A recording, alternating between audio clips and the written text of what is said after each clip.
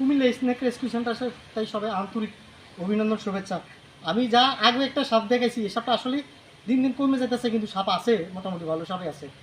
এই যারা মেটে সাপ বলেন, আমরা মাটি স্নেক বলি, বা এই এনহাইদিসও আমরা একটা বাসায় আছে বৈজ্ঞানিক ভাষায় এটা বলি। আসলে এটা রেবু মাটি স্নেক যে যে কারণে বলি আমরা, হ্যাঁ, এটা বিবি পরস মানে বাচ্চা দেয়। এটা এই সাপটা বাচ্চা দেয়, কিন্তু এই সাপটা ধরা সাপের চেয়ে একটু বিষধর। এটা কিন্তু ধরা সাপের চেয়ে একটু চেকার কিল বেঁকে একটু দেখেন ফ্যাটটা ফুলে। এটা কিন্তু পানি ছাড়া একদমই বাঁচে না। মাছ আর প্রাণী, যেখানে পানি নেই এটা এখানে থাকবে না, যেখানে কিছু নাই এটা এখানে থাকবে না। তবে আনওপেনলি এই সাপটা দয়া করে কেউ মারবেন না। এটা সবসময় বাচ্চা করে, আমি আগেও বলছিলাম অন্য ভিডিওর মধ্যে।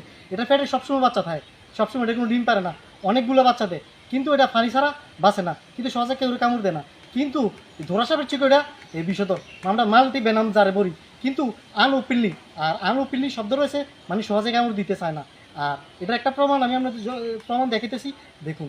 হ্যাঁ, আনওপেনলি সাপ কখনো কামড় দেওয়ার চেষ্টা করে না। দেখুন সাপটি আমার হাতেই আসতেছে, দেখুন, দেখুন।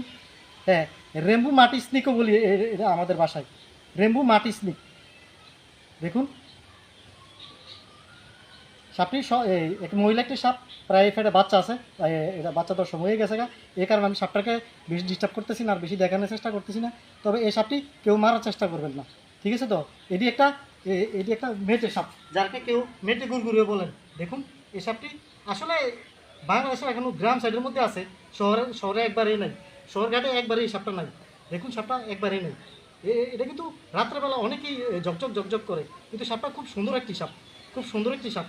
কিন্তু মাল্টিভেনম মাল্টিবিষ মানে মৃত্যু বিষ থাকার কারণে, সাপটি মৃত্যু বিষ থাকার কারণে, এ কারণে সাপটিকে এই ধরা সাপের চেয়ে আমরা বেশি বিষধর ঘোষণা দিয়ে রাখছি। কিন্তু এটা কামড় দিলে একটু ফুলে যাবো, ধুপ করবো জায়গাটা, একটু রক্ত বাড়িব, আর একটু জ্বলার সম্ভাবনা আছে। ভয়ের কোনো কারণ নেই। কোনো সাপে কামড় দিলে কখনো দড়ি, তার, মোজার সুতা, জুতার সুতা এগুলো দিয়ে বানবেন না। কাপড় দিয়ে ভেসাবেন, বিরোধের মাঝখান থেকে অন্য জায়গায় চলে যাবেন, ওই লোকটা নিয়ে যাবেন, আর জেলা সদর হাসপাতালে সরাসরি নিয়ে যাবেন, আর অন্য কোথাও কাছে যাবেন না। ওজা, কবিরাজ, বৌদ্ধর কাছে গেছেন তাহলে আপনার জীবন শেষ। কখনো এসব জারাপু দিবেন না। সব জায়গায় কামড় দেয়, কখনো এই জায়গার ভিতরে ওষুধ, মলম, ঘি, মধু, চুন এসবগুলো জিনিস লাগাবেন না। লাগালে আপনার এই জায়গাটা আরও বেশি ক্ষতি হতে পারে, দেখুন সাপটি আপনার সামনে নিয়ে কিছুটা দেখাচ্ছি। দেখুন সাপটি আমি আগে অনেকবার আরও দেখেছি, এই সাপটি অনেক করছি। এই সাপটির চিনার উপায় হয়েছে গলাটা চিকন, লেজটা চিকন, মাথা থাকবো মোটা, আর নিচখান দিয়ে দেখুন তিনটা টান থাকবো, এই তিনটা টান থাকবো একটু দিয়ে কালো।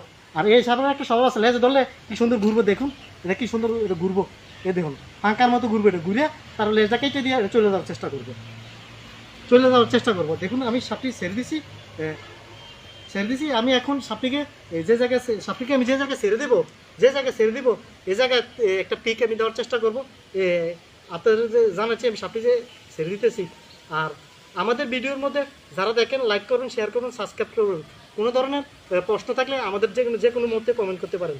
দেখুন সাপ এমন একটা প্রাণী, অনেক কিছু তার নাই, জ্ঞান, শক্তি, বুদ্ধি অনেক কিছু তার নাই, ঠিক আছে নি? তার অনেক কিছু নাই। এটার কারণে এই যে সবল শক্তি কম থাকার কারণে সাপ বেশিরভাগ মারা যায়। দেখুন